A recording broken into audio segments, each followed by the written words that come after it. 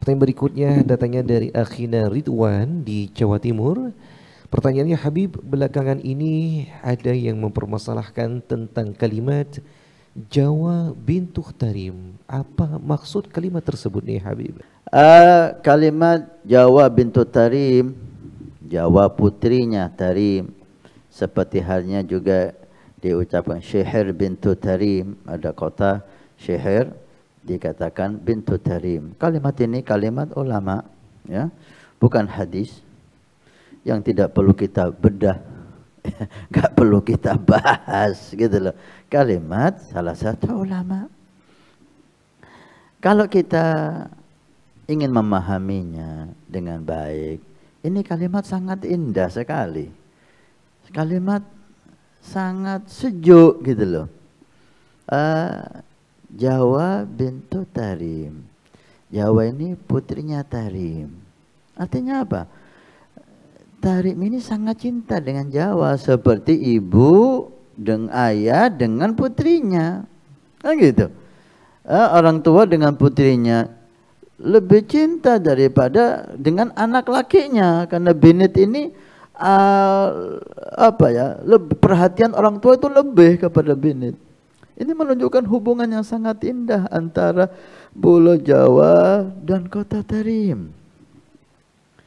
Dan ini menunjukkan cintanya kota Tarim dengan Jawa dan cintanya Jawa dengan Tarim.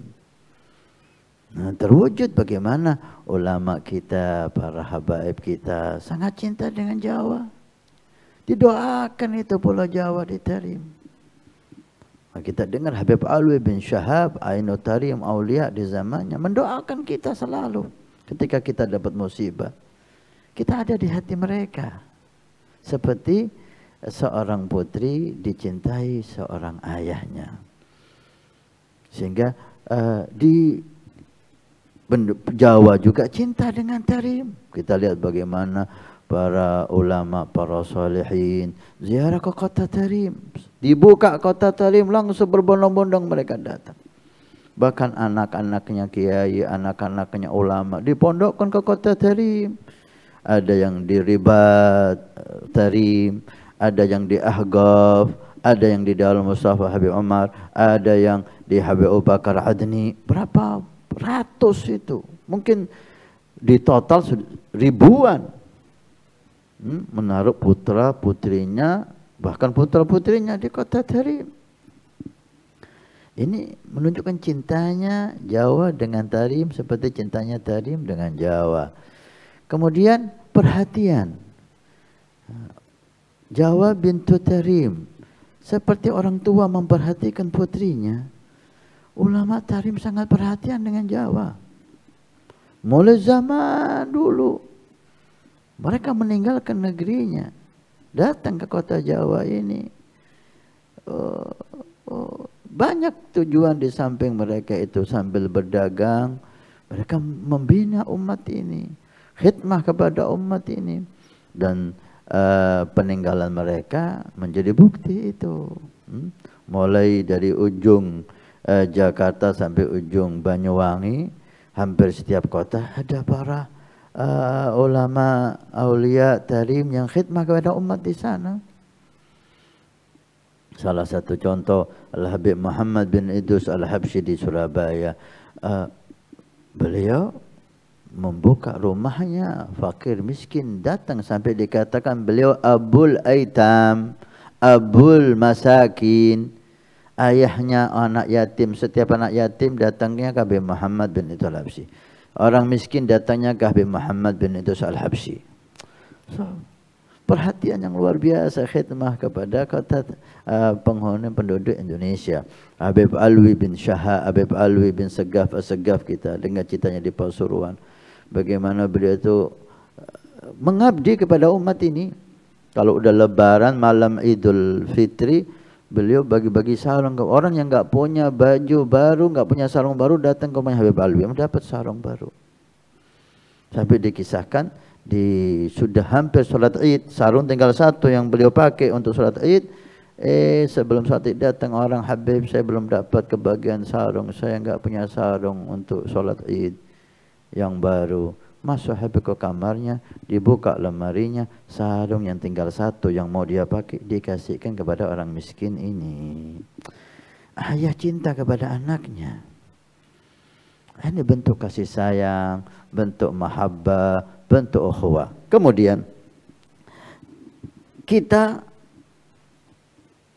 sama-sama memahami ketika orang mulia menganggap kita sebagai anaknya, ini suatu kebanggaan bagi kita.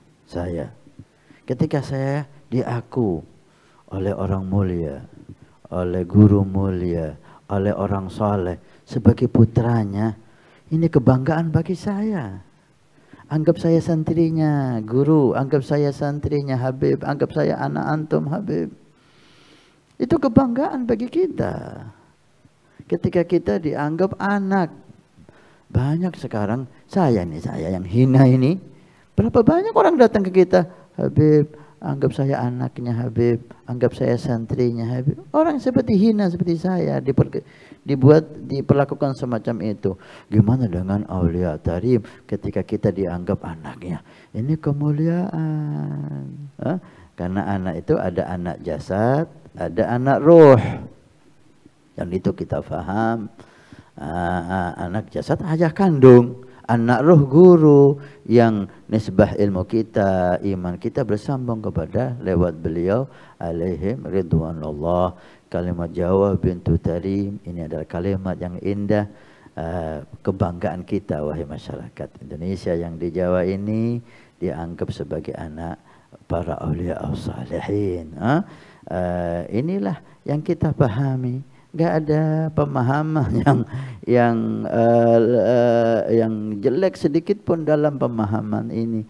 Ini menunjukkan cintanya Aulia Tarim kepada kita, cintanya orang penghuni Jawa ini kepada Aulia Tarim, dan ini menunjukkan perhatian mereka kepada kita, keperhatian orang Jawa dengan mereka, dan terwujud sekali setiap kota ada ulama aulia yang dari Hadramaut Tarim ada di setiap kota di tempat kita, dan masyarakat cinta seperti mereka dicintai. Ada kalimat yang indah bisa saya kutip dalam sini, Habib itu cinta dan mencintai. Ini Habib, cinta dan mencintai. Bukan hanya dicintai tapi mereka juga mencintai. Ala kulli hal, ar-rijal la yaqif alal kalimat, dikatakan oleh Syekh Jumaah, orang yang bijak, yang baik itu tidak hanya berhenti di kalimat, tapi rijal yaqif alal makna. Apa makna kalimat ini? Apa makna kalimat ini? Kalimat yang indah, yang mulia ditafsirkan dengan yang enggak benar, ini sangat jauh sekali ya.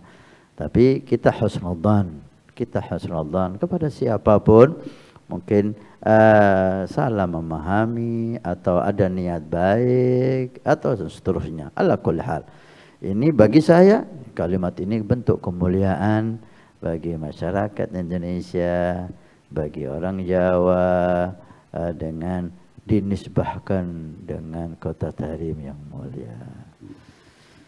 Ya khair.